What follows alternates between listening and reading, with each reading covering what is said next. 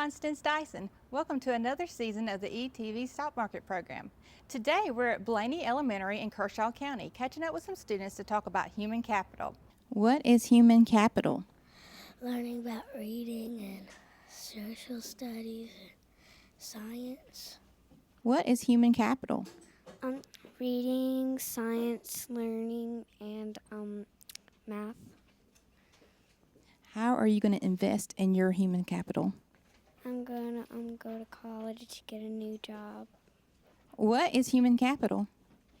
Math, reading, and science. How are you going to invest in your human capital?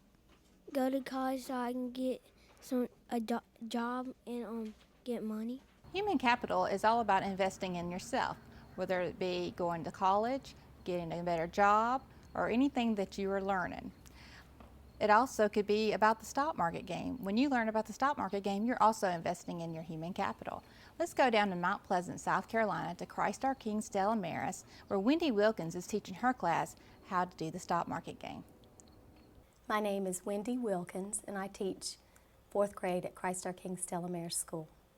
I have been teaching the stock market game for about 15 years now. I taught the stock market game back when we used good old-fashioned newspapers and bubbling in.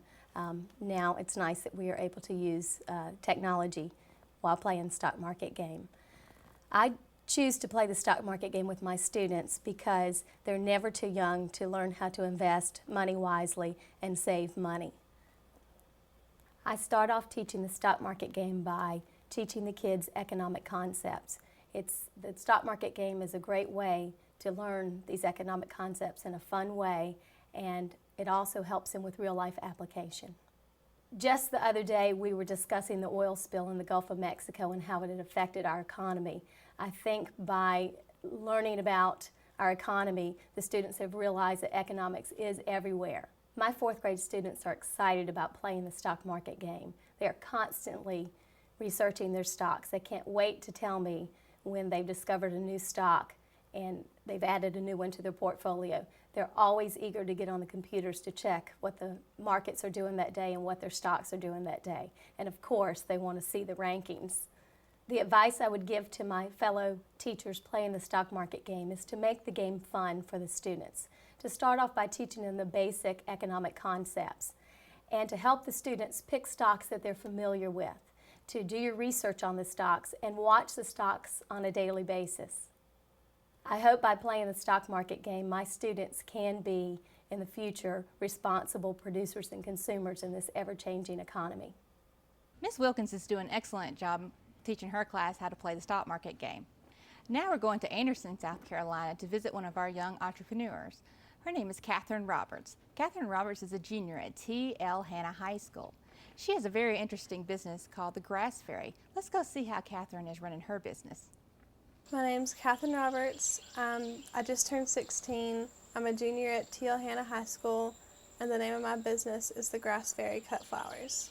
I started my business when my parents brought up the idea of growing zinnias and sunflowers and cutting them and selling them at the farmer's market. So they helped me come up with the idea, but I kind of helped run it.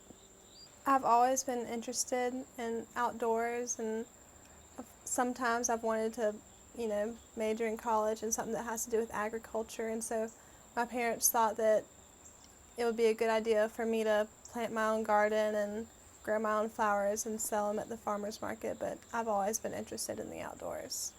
I mainly advertise my business by word of mouth. I have a lot of clients that come normally, and they'll tell their friends and their family and maybe some other businesses that might want some. And also the farmer's market put out an ad for me in the newspaper, but they did that for all the businesses at the farmer's market, so I got that in the newspaper too. My startup costs were really minimal since all I really had to buy were the seeds, which weren't very expensive, and we recycled a lot of the buckets and the newspaper and the vases, so my profit was good, because it didn't cost much to start it. My dad helped me plow up a field, so we didn't have to buy any soil. We just planted the seeds and We had to water them, so we had to feed a hose down to the garden. And of course we had to have snippers for cutting the flowers and gloves so my hands wouldn't turn black all the time, but it was a pretty easy job when it comes to buying tools and stuff. My mom helps me buy a bunch of my vases at yard sales and just thrift stores, where I can get them for cheap prices. I also have some really nice neighbors that help me out and give me some of their used vases after they, one of them was baked beans, but it was a really cute jar and she knew that I could use them, so she gave me that jar. I know I made a profit when I could cover all of my costs and saw money in my bank account. My favorite thing about owning my own business is that I get to decide when I work and when I don't. So when I, have to take a week off for vacation, I don't have to call my boss and tell them that. Since I'm my own boss, I get to decide these things and also get to make a little money for spending or whatever I want to do. I hope to continue my business through my senior year during the summertime, but once I go to college, I'll probably pass it on to my sister because she's hoping to be able to get into it like me. Some advice I'd give my fellow students for starting their own business is that if you have an idea, I think you should go for it because, when I started off, it was just an idea and it grew into something that caused me to have a really good summer and make some new friends and learn a lot about what I was doing. Thank you, Catherine. It seems like to me you have a great business. Well, that's all we have for today. I'm Constance Dyson. I'll see you next time.